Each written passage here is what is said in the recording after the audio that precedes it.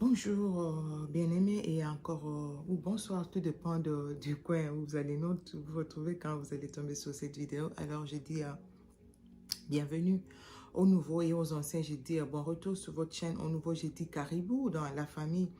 Vous êtes la bienvenue sur la chaîne. Si vous n'êtes pas encore abonné, abonnez-vous. Partagez la vidéo avec les autres afin qu'une âme soit sauvée, bénie et transformée. Alléluia. Père, nous te disons merci pour ces instants, merci pour ce moment, merci pour tout ce que tu vas faire encore au milieu de nous ce soir. Te disons merci pour les vies qui sont en train d'être changées, transformées, restaurées. Te disons merci pour les témoignages en cours, les témoignages de ce que tu as déjà fait, ce que tu vas encore faire au milieu de nous, Père. Et prendre le contrôle total de ces instants au milieu de nous. Je te loue et te rends grâce. Au nom de Jésus, j'ai ainsi prié. Je dis Amen. Amen. Amen. Alors, on a eu à partager le premier numéro, c'était le vendredi passé. Si tu n'as pas suivi le témoignage, tu peux le suivre. C'est notre soeur qui nous a partagé sa vie, comment sa vie professionnelle a été consacrée à un marabout par un membre de sa famille.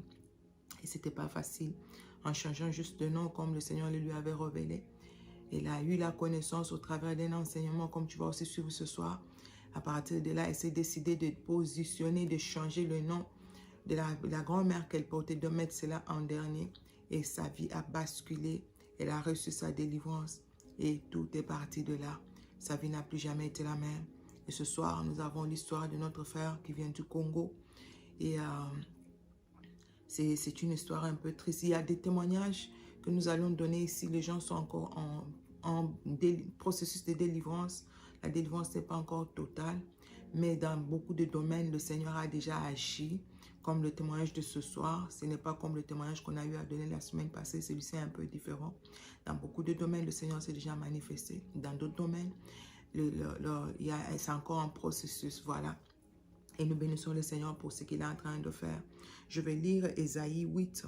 Le témoignage, il vient pour te fortifier, t'édifier, t'encourager, t'enseigner, te rendre un peu éveiller ton esprit afin que tu ne tombes pas dans les mêmes pièges, les mêmes erreurs, et que tu te questionnes aussi, tu te poses aussi des questions, tu fasses un peu l'examen de conscience par rapport à ta vie, à ton passé, à tes racines, tes origines, afin de comprendre exactement ce qui se passe dans ta vie. Alléluia.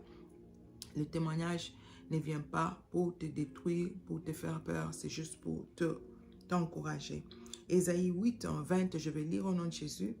À la loi et au témoignage, si l'on ne parle pas ainsi, il n'y aura point d'aurore pour le peuple. Si l'on ne parle pas ainsi, il n'y aura pas d'aurore pour le peuple. Il n'y aura pas de lumière. Il n'y aura pas de salut pour le peuple. Il n'y aura pas. On doit parler. On doit éveiller. On doit témoigner. Alléluia. Alors, je vais parler des points essentiels. Notre frère est né au Congo, Congo-Kinshasa.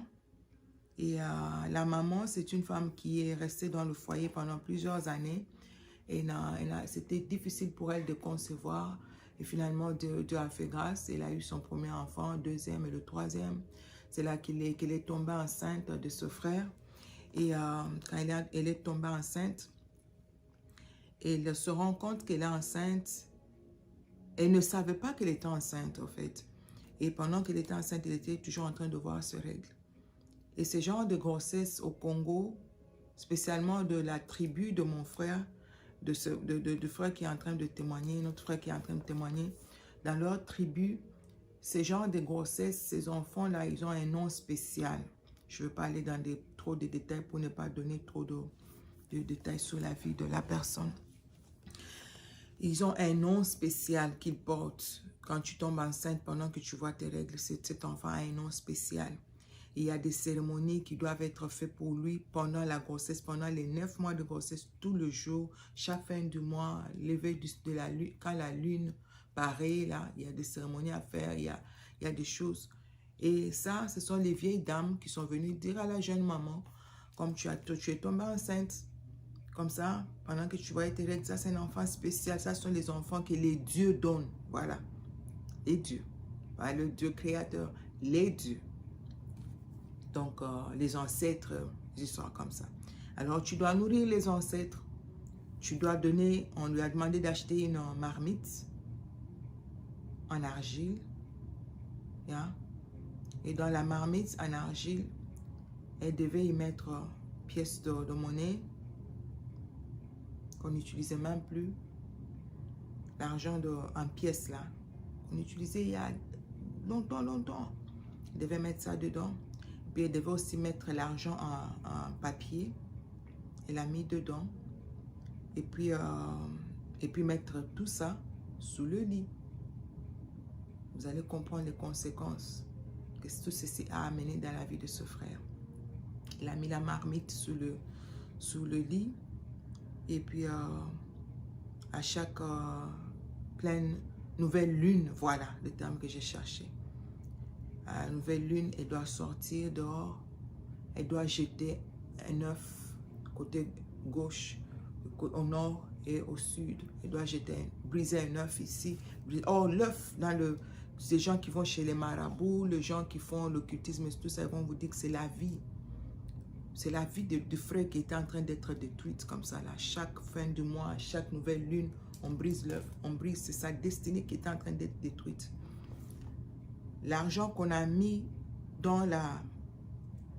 C'était une... Comment vous appelez ça? Calebasse, voilà. En argile, là. Calebasse, voilà. L'argent qu'on avait mis là, c'était toute sa richesse, tous ses revenus, tout ce qui est argent. Cela fait que dans les sphères spirituelles, ses mains sont trouées. Il ne peut pas toucher de l'argent. Quand tout ce qu'il fait bloque, ça ne peut pas avancer. Ma maman a mis ça en bas là-bas. Innocemment. Et pensant que c'est pour protéger mon enfant. On a dit, on offre au Dieu, tout ça. Des cérémonies, elle doit parler dans la marmite là. Elle doit jeter, il faut prendre l'argile, mettre dans l'eau, faire la pâte, mettre dans la marmite, là, dans la marmite, quand ça sèche, et puis elle va encore mettre de l'eau. Il faut toujours veiller qu'il y ait toujours l'eau là-bas. Les esprits ont besoin d'eau. Il faut savoir que les esprits de eau restent dans l'eau. Et ça, c'était un mariage de nuit, l'alliance avec les esprits de eau qu'elle était en train de tisser pour son fils, ne le sachant pas. Que le Seigneur nous fasse grâce. Alors, quand le monsieur, le frère a commencé à grandir, il est devenu un enfant tellement têtu à un niveau pas possible. Yeah. Trop têtu. Oh, les mêmes personnes, les mamans encore viennent. Oh non, ce sont les esprits qui font ça. Et à chaque fin du mois, il tombe malade. À la même période où la maman fait sa maman fait des sacrifices, il va tomber malade, sérieusement malade. Il va toujours tomber malade à la même période.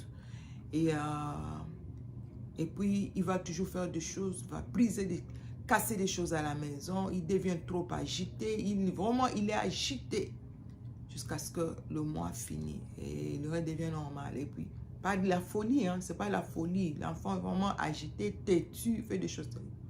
Il commence à aller à l'école. Il va à l'école, un enfant insupportable. Vous voyez, les genres d'enfants, vraiment même les maîtres disent non, mais ça vraiment, c'est autre chose. Les esprits took over. Donc, ils ont pris possession de son corps.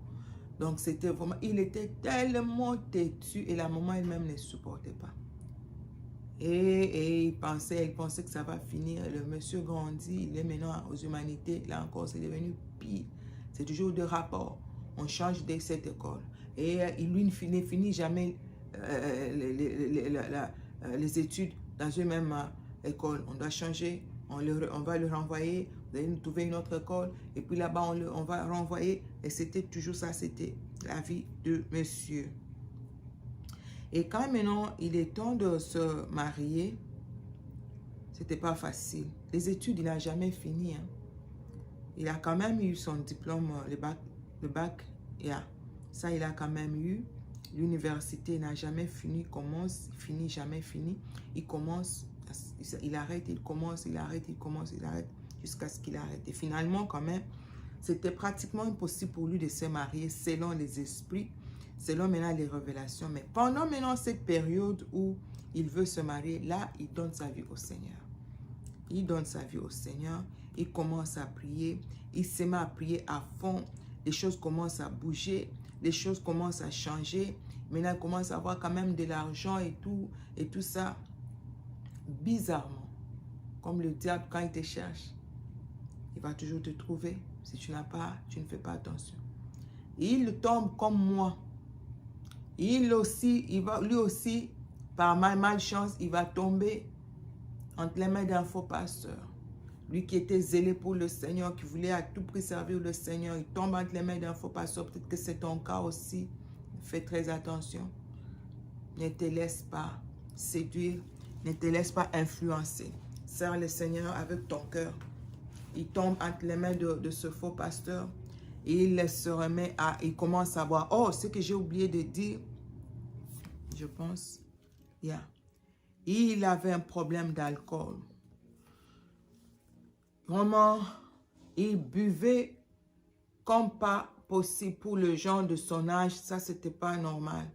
Les esprits, tout ça, les esprits tourmentés. Au fait, selon, avec le temps, le temps, vous allez comprendre, les pactes qui étaient tissés, les alliances qui étaient tissées, lui ne devait rien faire. Il devait être un bon à rien. Rien du tout dans la vie, rien. Soulard, ivrogne. Il est arrivé même au point de fumer la chanvre, tout ça. Donc, il devait rester là. Et il a commencé à boire comme ça, jusqu'à ce que le Seigneur a fait grâce. Il a donné sa vie au Seigneur, il a arrêté de boire, de fumer et tout. Il tombe entre les mains des faux pasteurs. Et il retombe encore dans les mêmes choses. À boire, à fumer, à faire de n'importe quoi. Il dit, oh, c'est l'histoire de Dieu, moi je pensais que les gens sont sérieux. Donc, c'est comme ça. Donc, c'est un peu ça. Et tu vas comprendre que ce sont des esprits qui le réclament. Ce sont des esprits qui ont mis sur sa route ce faux pasteur. Moi, je comprends cela comme ça. Et pendant ce temps, tout ce que lui peut toucher comme argent, comme je le disais, rien, ça ne peut jamais avancer. Le monsieur a tellement, il dit qu'il a tellement investi. Quand on parle d'investissement, il a investi dans plusieurs affaires de beaucoup d'argent. Tu vois vraiment que ça là, ça, même si on dit qu'il y a des sorciers de partout se réunir, ça ne peut pas, ça va échouer. Ça va échouer, ça va aller, ça par terre. Et il dit, tu te dis non. Même lui-même, quand il commence, il est rassuré, il dit non, non, non. Et puis ça tombe. Et puis ça tombe. Il va même faire une offrande. Il va appeler un pasteur et on va prier. Et puis ça tombe. Lui, il reste toujours main vide. Il reprend tout à zéro. Quand même, dans tout ça, il s'est marié. Il a eu le premier enfant. Le deuxième enfant, c'était pas facile. Le premier enfant est même mort dans le sein de sa maman par miracle. Qu'est-ce qui s'est passé? On parlait d'un mort, d'un bébé qui est déjà mort. Et par miracle, le bébé est revenu à la vie comme ça, dans le sein de sa maman. C'est pourquoi je vous ai dit, malgré le combat, malgré la délivrance, ce n'est pas encore fini. Il y a des témoignages. Lui qui ne devait pas se marier, Dieu a fait grâce, il s'est marié. Et il ne pouvait pas avoir d'enfant. La femme tombe enceinte. Elle arrive là-bas. On dit l'enfant est en souffrance. Quand l'enfant entre en souffrance, c'est fini. Et il avait le cordon autour de lui. Là, il était déjà parti. Il est sorti du corps de sa maman. Selon le monsieur dit, la couleur avait déjà changé. L'enfant était déjà déclaré mort. Mais Dieu, par sa grâce, par sa miséricorde, l'enfant est revenu à la vie. On le met là, cadavre. Et puis après, il commence à pleurer. Ça, c'est Dieu. C'est Dieu qui peut faire ça. Et le deuxième enfant est venu, par miracle aussi. Et quand je vous dis, quand les esprits vous réclament, vous allez en voir de toutes les couleurs. Il était sur une affaire tellement importante, c'était tellement grand. On lui a fait signer un contrat. Il signe le contrat, tout allait bien. Et à la veille de l'accomplissement, il a signé, on a déterminé le salaire et tout ce qu'on devait lui payer. On lui a dit, on va prendre soin de tes deux enfants et de ta femme pendant le temps que tu ne vas pas être là. Le contrat, tu vas faire ça pour nous, ça. Et la veille du contrat, le monsieur, le propriétaire de l'entreprise a été assassiné. Vous voyez le niveau de la sorcellerie. Et il y avait encore un autre contrat. Là, c'était maintenant en dehors du pays. Même le premier contrat aussi devait aller en dehors du pays. Le deuxième contrat, Il doit aller en dehors du pays. Ce n'est pas facile de voir le passeport et tout ça. Il a tout arrangé. On lui dit, c'est comme moi. Hein. Des fois, on peut te dire, non, nous voulons 5, 10 robes ou bien 15 robes pour un mariage. Là, est-ce que tu achètes avec ton argent? Et puis, des fois, on ne te donne pas l'argent. Mais on refuse maintenant de faire ce genre d'affaires parce que tu ne sais pas. À moins que tu traites avec quelqu'un qui est vraiment sérieux. Il faut quand même qu'il y ait un peu, on paye down payment. Down payment, comment vous appelez ça en français? Là, avance, hein? Donnons quand même une avance et puis pour commencer. Et qu'est-ce le monsieur a eu à faire? Ça, c'était une erreur de sa part aussi. Il s'engage, il voyage, tout était au téléphone, ils se sont convenus tout au téléphone. Il voyage, il arrive dans le pays où là, il dépense son argent, il achète le matériel, tout ce qu'il devait utiliser et tout. Et puis, on lui dit qu'on ne veut plus de deal, on ne veut plus, on annule l'affaire. Tu imagines quelqu'un qui a quitté son pays. Il est allé dans un autre pays, il a dépensé son argent, il a tout apprêté. Et puis, on lui dit, on annule tout ça, on n'en a plus besoin. Il se retrouve dans un pays étranger. Il n'a même pas d'argent pour prendre un taxi à l'aéroport. Il fallait que sa femme lui envoie de l'argent. Dans les contrats des esprits, ces esprits qui tourmentaient sa vie, qui voulaient à tout prix en finir avec lui, je pense que je suis en train de tout dire ici. Le monsieur achète sa première voiture. La première voiture, là, tombe en panne, from nowhere, juste comme ça. Et puis, il y a les prophètes, il a appelé des prophètes, les gens sont venus prier. Et puis, on découvre que la voiture était en train d'être utilisée la nuit par les sorciers. On a mis, tu vois, quand tu manges le maïs, le reste du maïs, là, moi, je sais pas, le terme français, là, des fois, moi, ça me complique, tu vas comprendre. Les sorciers ont mis ça dedans dans le moteur. J'ai trouvé cette histoire dans le moteur. Et puis, c'était comme ça, la voiture est foutue comme ça. Il s'entête. On lui dit, vous, là, on a dit, personne ne peut conduire une voiture. Peut-être que c'est le cas de ta famille aussi. Les esprits ont déterminé comment il doit vivre et quel genre de vie il doit mener. Il achète une deuxième voiture. Un jour, il va boire, il s'enivre en train de retourner. Lui-même, au volant. Il va jusqu'en dessous, phare, juste là comme ça avec une remorque qui venait d'une autre province là. Et il dit, on a parlé de ça à la télé. On a montré cet accident. Et moi-même, moi aussi, je me souviens de ça. On a montré cet accident à la télé. Les gens en parlaient. Je me dis, mais c'est pas possible. Là, le monsieur là est mort. Tout le monde l'a confirmé. Il est mort. Il n'est pas dedans. Il n'est pas confirmé. Mais Dieu, tu vois la voiture, parce que je ne sais pas comment faire le montage de photos là. La voiture du monsieur, une voiture Mercedes, elle était devenue petite comme ça. Et c'est un garçon de grande taille. Il dit, la façon dont il est sorti dedans, tout le monde s'étonne. Comment le chauffeur est sorti? Même lui-même le matin, il regarde, il dit, ce n'est pas possible. Il se retrouve à l'hôpital, juste la clavicule cassée.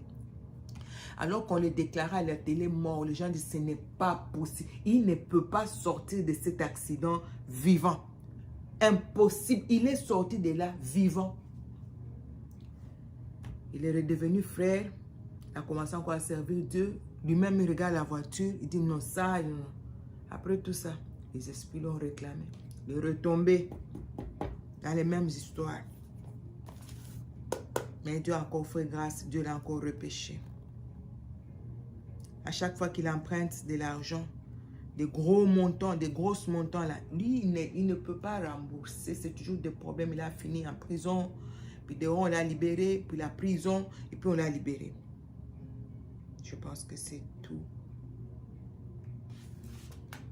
Là, il est en train de se rebâtir. Le Seigneur est en train de rétablir sa vie petit à petit. Et nous bénissons le Seigneur pour la vie de notre frère. Tu vois, quand je te dis, toute une destinée. Et maintenant, la maman s'est mise à prier, commence à chercher Dieu partout où le frère va. C'est la même prophétie. Nous voyons toute ta vie, ta destinée, tes finances, tout ce qui est à toi a été donné aux esprits dans une marmite. Ta vie est attachée à une marmite. Nous voyons une marmite partout. Il va, c'est la même prophétie.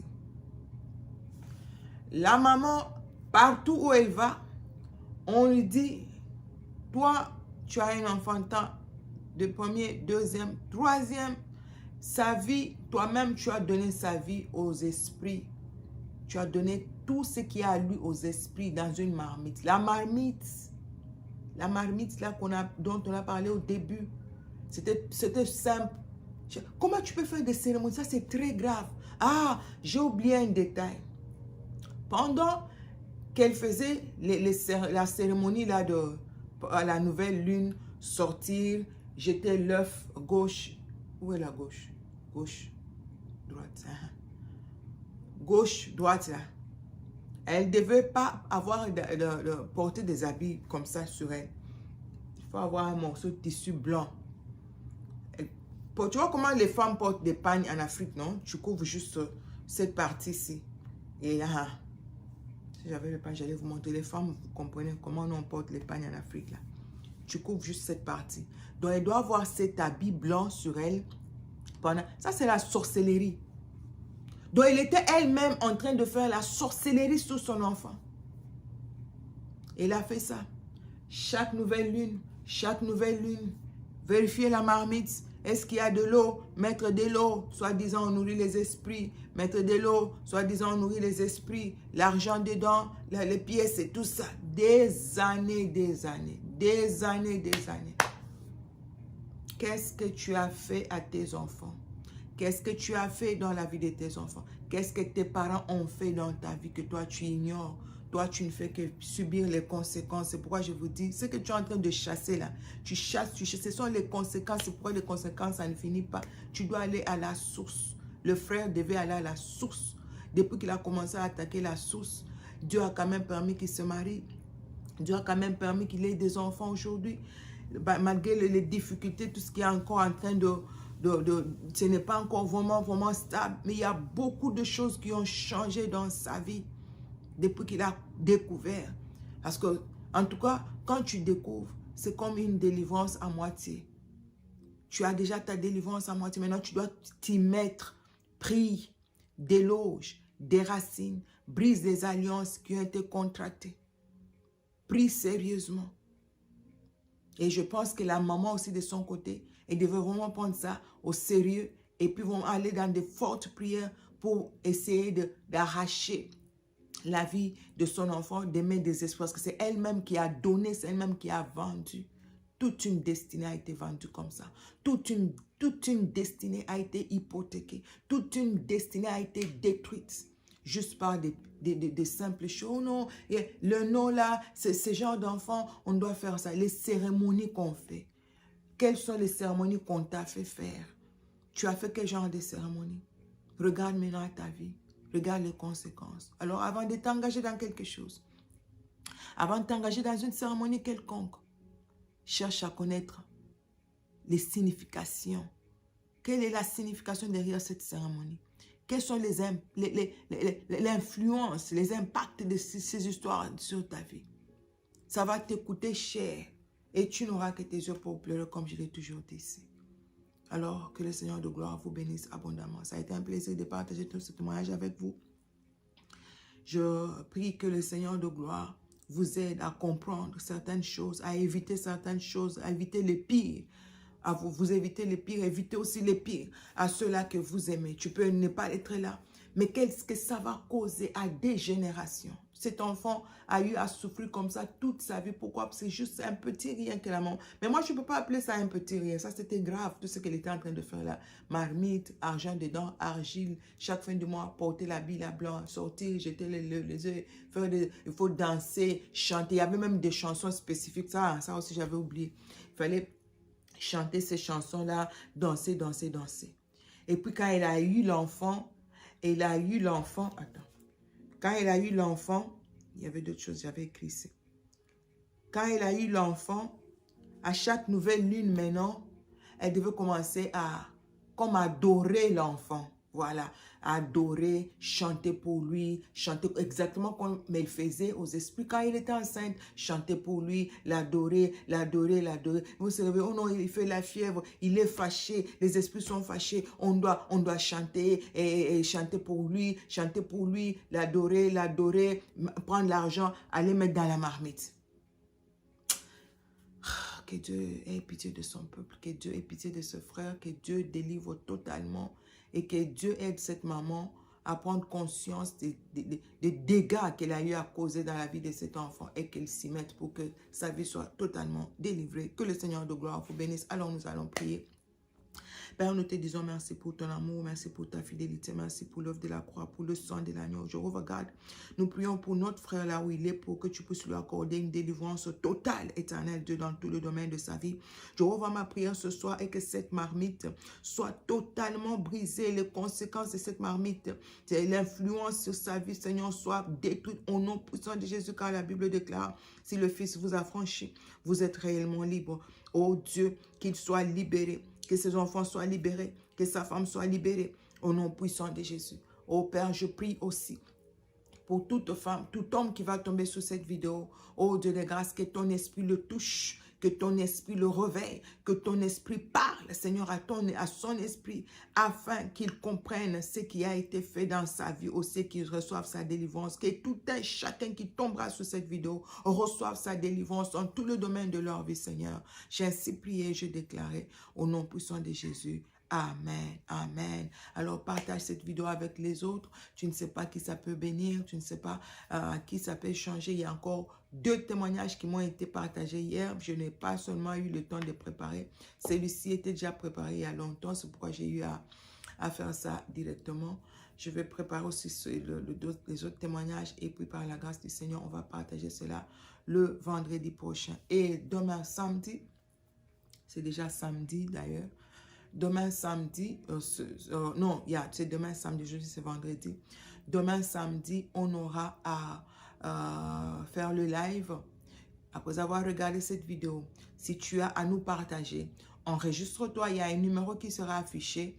Appelle ce numéro ou envoie-nous un message à ce numéro. Avec ton nom, tu nous dis mon nom c'est tel. Je vais participer au live, je vais partager mon expérience. Moi aussi, je sais si. Si tu as un témoignage, tu fais de même, le même numéro qui sera affiché. Tu nous fais un voice de 30 minutes, 1 heure, ça dépend de toi. N'enlève rien. Envoie-nous le témoignage tel qu'il est. Nous-mêmes, on va filtrer. C'est moi qui présenterai le témoignage. Que le Seigneur de gloire vous bénisse abondamment. Paix et grâce dans vos maisons.